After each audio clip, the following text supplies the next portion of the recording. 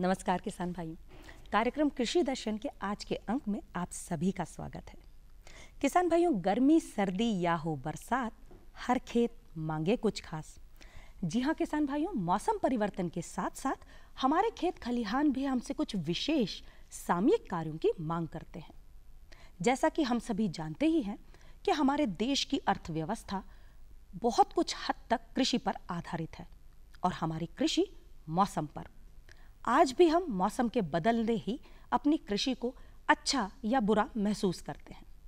मौसम अच्छा तो फसल अच्छी, और जहां मौसम थोड़ा बहुत खराब तो हमारी फसल खराब होने की संभावनाएं भी काफी हद तक बढ़ जाती हैं।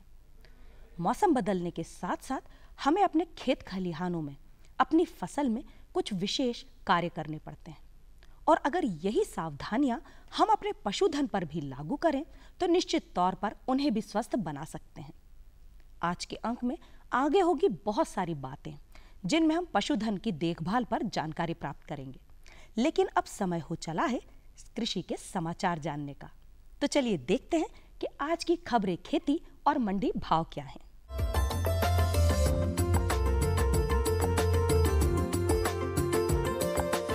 नमस्कार किसान भाइयों, खबरें खेती में आपका स्वागत है। आइए नजर डालते हैं आज की खास खबरों पर। रबी फसलों की बुवाई में 6% वृद्धि, पाले से फसलों को बचाएं। चने में कीट प्रबंधन के उपाय, मिर्च का रस चूसक कीटों से नियंत्रण और मिट्टी परीक्षण की उपयोगिता। इस साल अब तक बुवाई 99% से अधिक क्षेत्र में हो चुकी है। आंकड़ों से पता चलता है कि अभी तक रबी फसलों की बुवाई 628 लाख हेक्टेयर में हो चुकी है। यह पिछले साल से करीब 6% अधिक है। रबी के रकबे में सबसे अधिक बुवाई वाली फसल गेहूं है। गेहूं की बुवाई करीब 313 लाख हेक्टेयर में हुई है, जो पिछले साल से 7% अधिक है। कृषि वैज्ञानिकों ने किसान भाइयों को सलाह दी है कि वर्तमान मौसम को देखते हुए चना, मक्का तथा सब्जियों पर विशेष निगरानी रखें।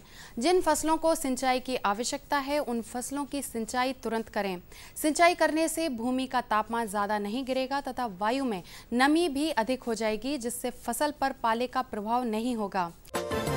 वैज्ञानिकों ने मौसम में परिवर्तन को देखते हुए चने की फसल की सतत निगरानी की सलाह दी है। इसे ध्यान में रखते हुए फसल में इल्ली प्रबंधन के उपाय अपनाना चाहिए। एकीकृत प्रबंधन के अंतर्गत खेत में पक्षियों के बैठने के लिए टी आकार की 3 से 4 फीट ऊंची खूंटियां 8 से 10 मीटर की दूरी पर लगाने की सलाह दी गई है। 1 एकड़ क्षेत्र में 15 से 20 खूंटियां अवश्य लगाएं। इसमें इल्ली की संतति पर रोक लगेगी। फेरोमोन ट्रैप 4 से 5 प्रति एकड़ की दर से जगह जगह लगाने पर प्रौढ़ नर पतंगों को आकर्षित कर नष्ट किया जा सकता है। मिर्च की खेती प्रदेश के किसानों द्वारा कई स्थानों में की जा रही है। मिर्च की फसल को रस चूसक कीटों से काफ़ी नुकसान होता है। इसकी रोकथाम यदि प्रारंभ से ही कर ली जाए तो मिर्च से होने वाले नुकसान को काफ़ी हद तक बचाया जा सकता है। रस चूसक कीटों का आकार छोटा, लंबाकार एवं नाजुक पीले एवं भूरे रंग का होता है। वयस्क कीटों के पंख झब्बादार, लंबे एवं शिराविहीन होते हैं। रस चूसक कीटों के नियंत्रण हेतु पौधे की ग्रसित पत्तियों, शाखाओं एवं फलों को तोड़कर नष्ट कर देना चाहिए। इस कीट के प्रबंधन हेतु मिर्च और प्याज को मिश्रित फसल के रूप में कभी भी नहीं लगाना चाहिए। फसल की सिंचाई छिड़काव विधि द्वारा करने से कीटों की वृद्धि को रोका जा सकता है। बीज को कीटनाशक दवाई इमिडाक्लोप्रिड 70 WS का 12 ग्राम प्रति किलो बीज की दर से बीजोपचार कर नर्सरी पौध तैयार करें। पौध रोपित खेत में फोरेट 10 दानेदार को 10 किलो प्रति हेक्टेयर के हिसाब से रेत में मिलाकर बुरकाव करने से समुचित रोकथाम होती है। अधिक उत्पादन हेतु मिट्टी में मौजूद पोषक तत्वों की जानकारी होना अत्यधिक आवश्यक है। इसी आधार पर जमीन में संतुलित उर्वरकों का उपयोग किया जाना चाहिए। इसके लिए सबसे पहले मिट्टी की जांच किया जाना आवश्यक है। मिट्टी का नमूना लेने के लिए खेत के 8-10 स्थानों से नमूना एकत्र करना चाहिए। छायादार स्थान या अत्यधिक उपजाऊ जगह की मिट्टी नहीं लेना चाहिए। जहाँ तक संभव हो खेत की जुताई के पहले नमूना लिया जाना चाहिए। कम से कम 2 वर्ष में मिट्टी की जाँच आवश्यक रूप से करवाएं। मिट्टी परीक्षण प्रयोगशाला से प्राप्त परिणाम के आधार पर उपयुक्त एवं आवश्यक उर्वरकों का प्रयोग करें। मिट्टी परीक्षण करवाने हेतु नजदीकी कृषि विज्ञान केंद्र, कृषि कार्यकर्ता एवं कृषि महाविद्यालयों में भी संपर्क कर सकते हैं। कई उर्वरक कंपनियां भी निःशुल्क मिट्टी परीक्षण करवाती हैं। तो किसान भाइयों, खबरें खेती में फिलहाल इतना ही और चलते चलते एक नज़र डालेंगे आज के मंडी भाव पर। साथ ही मुझे दीजिए आज्ञा। नमस्कार।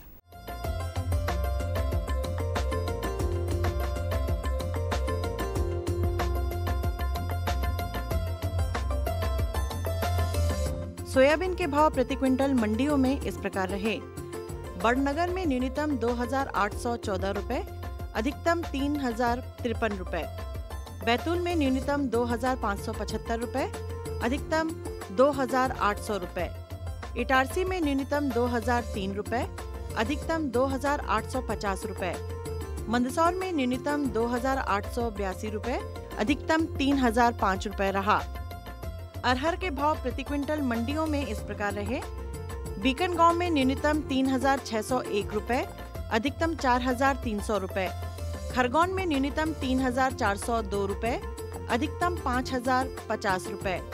नसरुल्लागंज में अरहर के भाव न्यूनतम 5,600 रुपए, अधिकतम 5,700 रुपए। बुरहानपुर में न्यूनतम 3,600 रुपए, अधिकतम 5,050 रुपए। मसूर के भाव प्रति क्विंटल मंडियों में इस प्रकार रहे। दमोह में न्यूनतम 3,915 रुपए, अधिकतम 4,370 रुपए। सतना में न्यूनतम 3,401 रुपए, अधिकतम 4,158 रुपए। धार में न्यूनतम 4,002 रुपए, अधिकतम भाव भी 4,002 रुपए रहा। काला पीपल में न्यूनतम 4,000 रुपए, अधिकतम 4,800 रुपए रहा। मंडी भाव समाप्त हुए।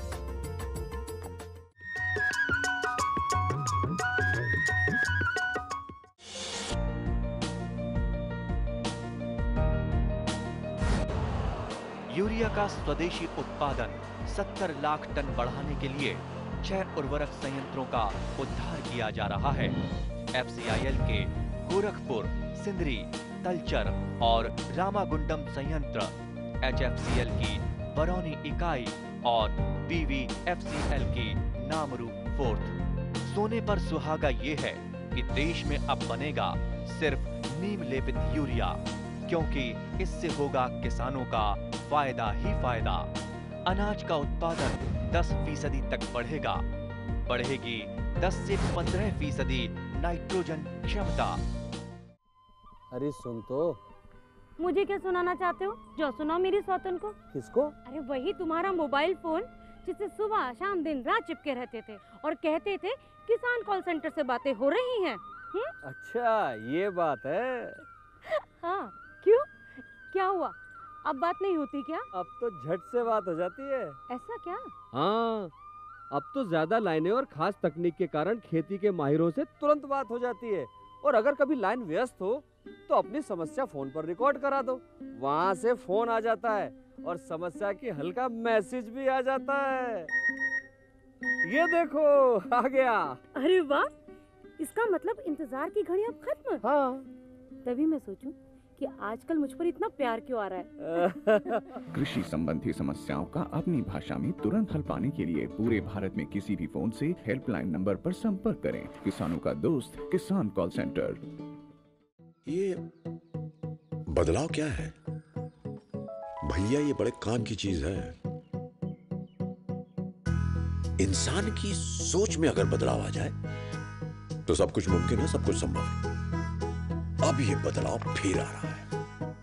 हर सूरत की मुस्कान में वो आपको दिखाई देगा। तो चलिए एक नई शुरुआत करते हैं, कुछ बदलाव करते हैं।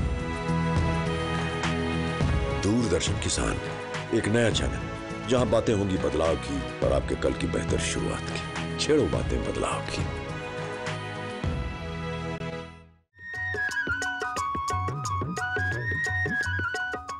किसान भाइयों, इन दोनों मौसम सर्द हवाओं और तेज धूप की आंख में चोली सा खेल रहा है। शीत ऋतु में पशुओं को ठंड से बचाना बेहद जरूरी है, नहीं तो वे बीमार भी पड़ सकते हैं।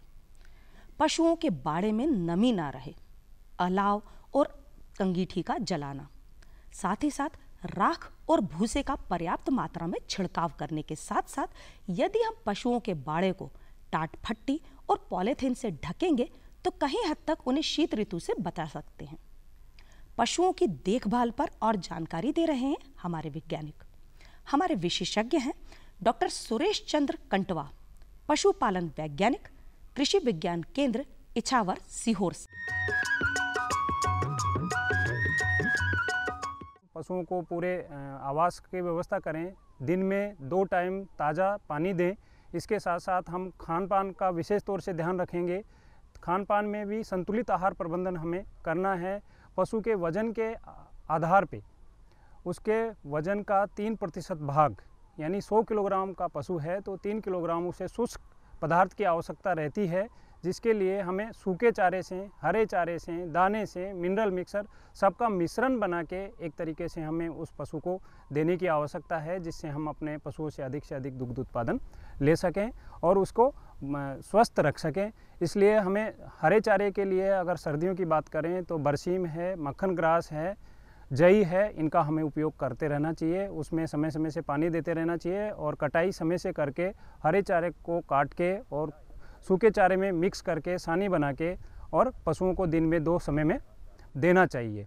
इसके साथ साथ अगर हम बात करें हरे चारे में तो एजोला का हम उपयोग कर सकते हैं। एजोला भी एक पानी में तैरने वाली फर्न है, जिसका उपयोग हम पशुओं को संपूरक आहार के रूप में किया जा सकता है। उसके लिए हमें 15 फीट लंबी, 3 फीट चौड़ी और 10 इंच गहराई की क्यारी बनानी है। क्यारी में 6 इंच पानी भरना है, 10 से 15 किलोग्राम गोबर की खाद डालनी है, 10 से 15 किलोग्राम मिट्टी डालनी है और एजोला कल्चर उसमें हमें 15 मतलब हम कह सकते हैं कि 15 फीट लंबी 3 फीट चौड़ी क्यारी में 2 किलोग्राम कल्चर का उपयोग करेंगे तो 7 से 10 दिन में वो क्यारी पूरी भर जाएगी और प्रतिदिन 1.5 से 2 किलो का उत्पादन हमें मिलना शुरू हो जाएगा। तो एक पशु को अगर हम हरा खिलाते हैं तो 1.5 किलोग्राम आवश्यक रहता है। वो हम संपूरक आहार के रूप में मिक्स करके पशुओं को पानी से निकालेंगे, 2 बार धोएंगे, धोने के बाद उसको मिक्स करेंगे तो हम पशुओं से अधिक दुग्ध उत्पादन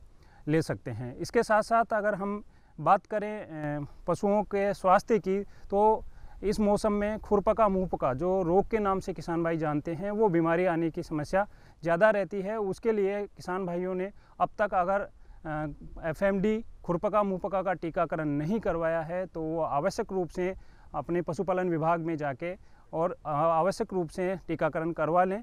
इसके साथ साथ हमें डिवॉर्मिंग हर प्रत्येक 3 माह पे हमें डिवॉर्मिंग करने की आवश्यकता है। डिवॉर्मिंग करने के लिए यानी कि जिसको हम देसी भाषा में कह सकते हैं कि पटार मार गोली हमें खिलाने की आवश्यकता रहती है। तो वो भी कई प्रकार की होती है। ग्याबिन पशुओं को हमें फेल्बेंडाजोल नाम का जो साल्ट आता है वो गोली देनी चाहिए। जो ग्याबिन नहीं है उन्हें एल्बेंडाजोल, और जिस समय में अंदर बाहर के कीड़े भी अगर नज़र आते हैं तो आइवरमेक्टिन साल्ट जो है उसकी गोली हमें खिलाने की आवश्यकता है। गोली देने का जो सही समय है वो ये है कि सुबह सुबह उठते ही 4 बजे हम उसको गोली रोटी में दे के खिला दें और उसको 2 घंटे तक चारा पानी ना दें। ऐसा करने से जितने भी कीड़े पेट में होंगे वो सारे के सारे समाप्त हो जाएंगे और पशुओं को हम स्वस्थ रख सकेंगे। इसके साथ साथ अगर हम बात करें तो पशुओं की आवास व्यवस्था हमें पूरी तरीके से समय से 2 बार साफ़ सफाई करनी है।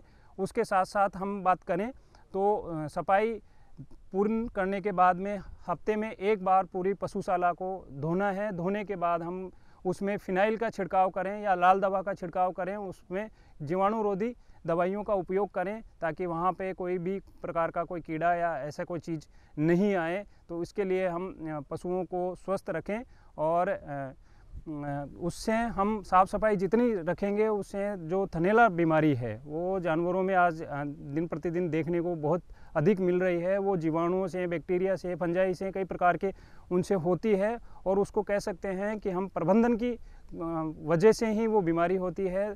थनों में हल्का हल्का खून आने लगता है, मवाद आने लगते हैं, उसको मेस्टाइटिस या जहरबाद के नाम से भी जानते हैं। उस बीमारी की रोकथाम के लिए हमें समय पे, अंतराल पे, 10 दिन के 15 दिन के अंतराल पे साफ़ सफाई के साथ फिनाइल का उपयोग करना है।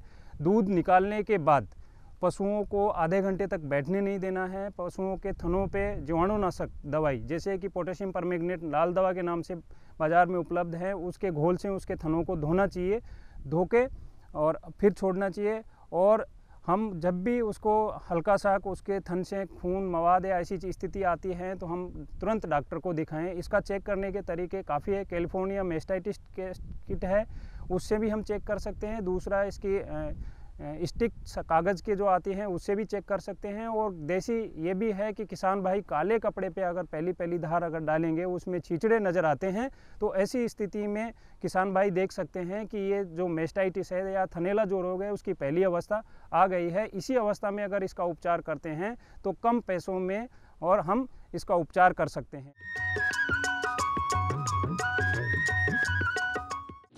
किसानों से होंगे सवाल, देंगे सटीक जवाब, तो जीतेंगे किसान कप। किसानों का खुला मंच, नजर रहेगी कृषि वैज्ञानिकों की। गोबर की खाद में हमारे सूक्ष्म पोषक तत्व भी होते हैं। किसान प्रश्न मंच, गुरुवार शाम 7:30 पर। डीडी किसान, बदलते भारत की शान। हम आ रहे हैं आपके गांव। सामान्य ज्ञान के पूछेंगे सवाल। भारत दूध उत्पादन में विश्व में किस नंबर पर आता है? और आपके ऑप्शंस हैं ए पहले, बी दूसरे, सी तीसरे या डी चौथे। सही जवाब दिया है। देखें घूमते फिरते रविवार सुबह 7:30 पर। डीडी किसान, बदलते भारत की शान। हर गांव को शिक्षा, हर हाथ को रोजगार, सुविधाएं बुनियादी हो या हो तकनीकों की भरमार, सांसदों की देखभाल से अब बनेगा स्मार्ट काम। डीडी किसान, बदलते भारत की शान।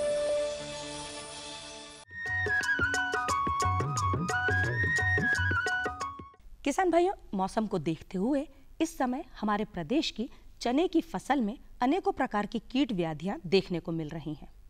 इनसे निजात पाने के लिए चने की फसल में कीट नियंत्रण का पर्याप्त मात्रा में किया जाना बेहद जरूरी है।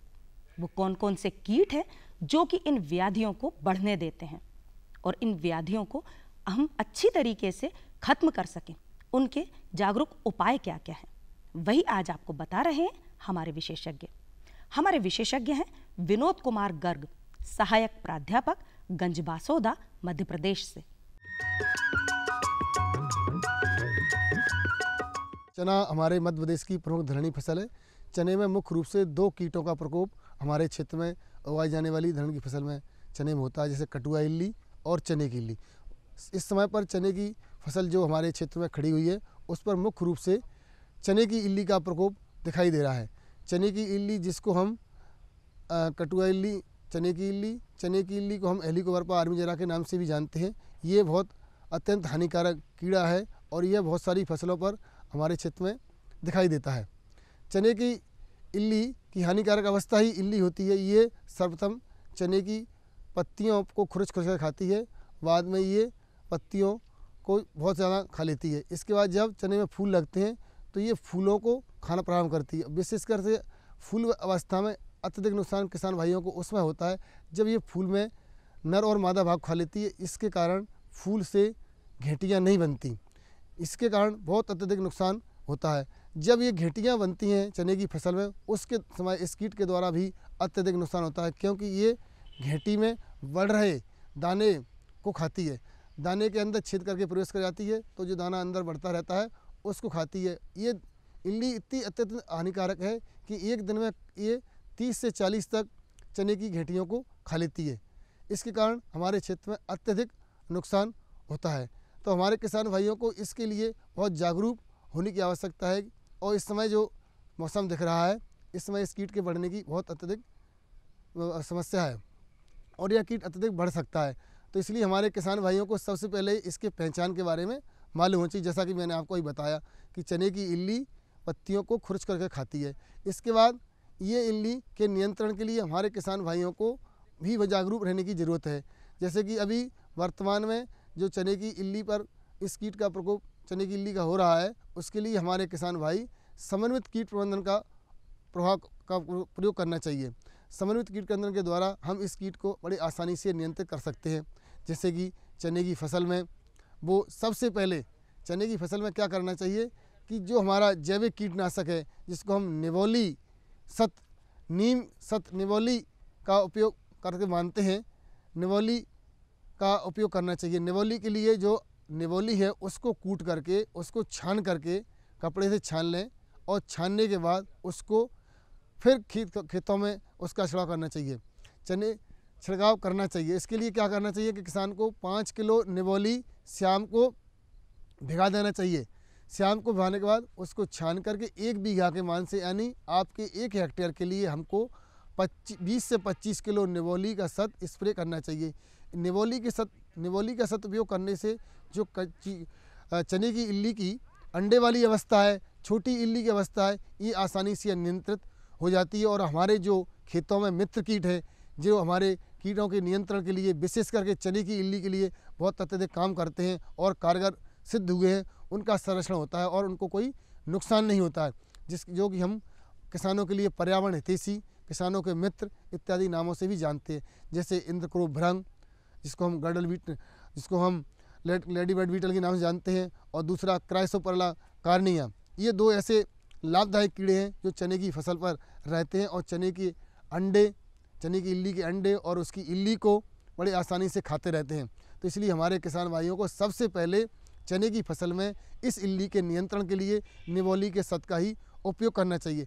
इसके साथ साथ हमारे किसान भाइयों को क्या करना चाहिए कि वो जो विषलोभक प्रपंच चाहते हैं जिसको हम फेरोमोन ट्रैप के नाम से भी जानते हैं, ये बहुत अच्छी कारगर विधि है और पर्यावरण हितैषी है, किसानों के लिए मित्र है ये, इसलिए इसका भी उपयोग करना चाहिए। इसमें क्या होता है कि फेरोमोन ट्रैप को हमको खेत में कम से कम 10-15 लगाना चाहिए और इनको टेढ़ी मेढ़ी दिशा में 1 हेक्टेयर में लगा देना चाहिए।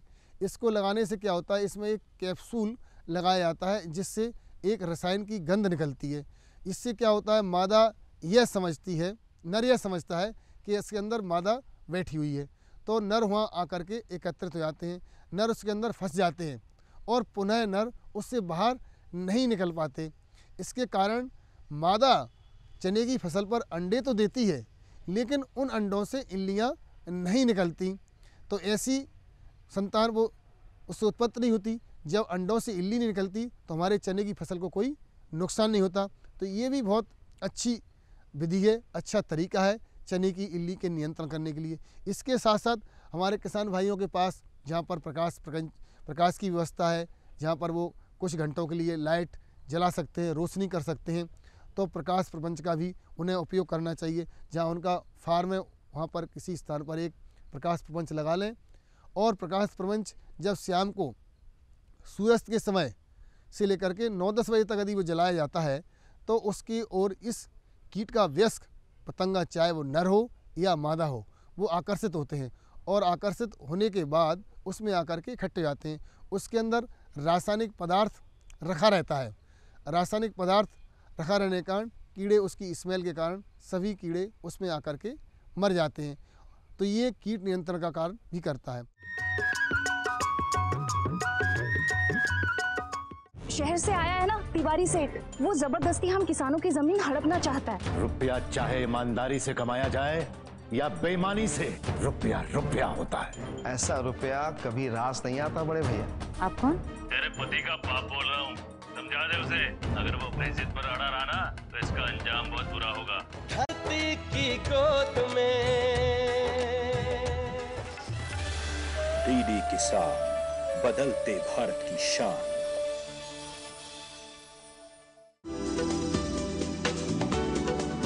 कौन जाने कब क्या होगा, मॉनसून का मिलेगा साथ या दिखाएगा बेरुखी, बादल गरजेंगे या बरसेंगे भी। ना हो परेशान, क्योंकि हम बताएंगे बदलते मौसम के पल पल का हाल। देखिए मौसम खबर सोमवार से शनिवार सुबह 8:30 पर।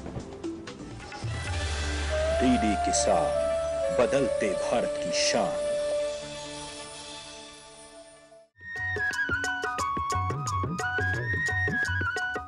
किसान भाइयों, ये तो था हमारा कृषि दर्शन का आज का अंक। निश्चित तौर पर आज के अंक से प्राप्त जानकारियां आपके लिए लाभदायक होंगी। जैसा कि आज हमने आपको बताया कि पशुधन की देखभाल किस प्रकार से की जाए, साथ ही साथ चने में कीट नियंत्रण कैसे करें, इसकी जानकारी भी आपने प्राप्त की। अगले अंक में ऐसी कुछ नवीनतम कृषि संबंधित जानकारियों के साथ एक बार हम फिर उपस्थित होंगे। तब तक के लिए मैं पूर्वा आपसे आज्ञा चाहती हूँ। नमस्कार।